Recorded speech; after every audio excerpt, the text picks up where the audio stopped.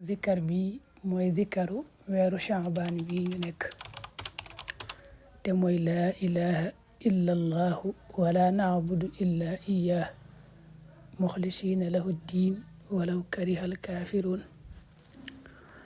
boo demee ci téere bi nga xam ne sëñ bi da ca dajale ñaani cosaan yi ci téere yi cosaan ya mu tudd ñaani at mi tàmbalee tam xarit yam ci tabaski,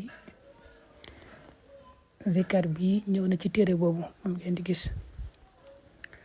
na mu ci ñëwee nag daa wax rek ne gannaaw jullik farata gune ci weeru baraxlu waxal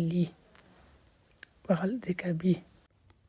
moom nag bari na lool ci yeneeni téere yoo xam ne ñëw na ca kitaabul iqbaal ak yeneen téere yeneen indi nañ ci zikar bii.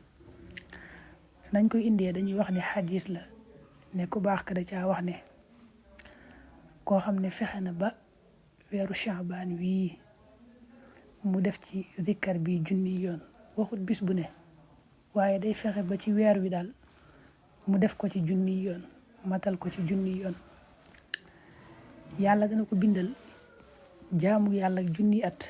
noonu la ko indee kataballahu lahu ibadatu alfa sana wa muxya anhu dambu alfi sana. yàlla faral ko bàkkaari junni at.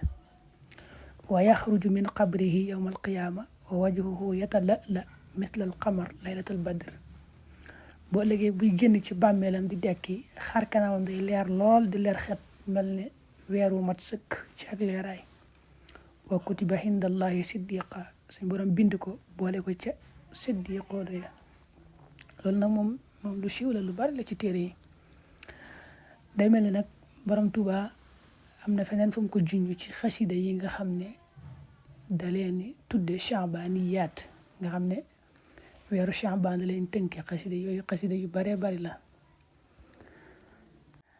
xasida gi mu tënke nag madaytu wa sharaatu Shaabaana bishriya, moom daa tàmbali rek wax bismillahi rahmaani rahim teg ci shakara ibadaati naafian bihi abadan daa ci teg zikar bi laa ilaha illa allahu wala naabudu illa iyyah muxlisina lahu diin walaw karihal kaafiruun. loolu tegtal ci ne zikar bi moom mooy zikaru weeru Shaabaan wi ñu nekk. kon mat naa farlu bu baax a baax a baax.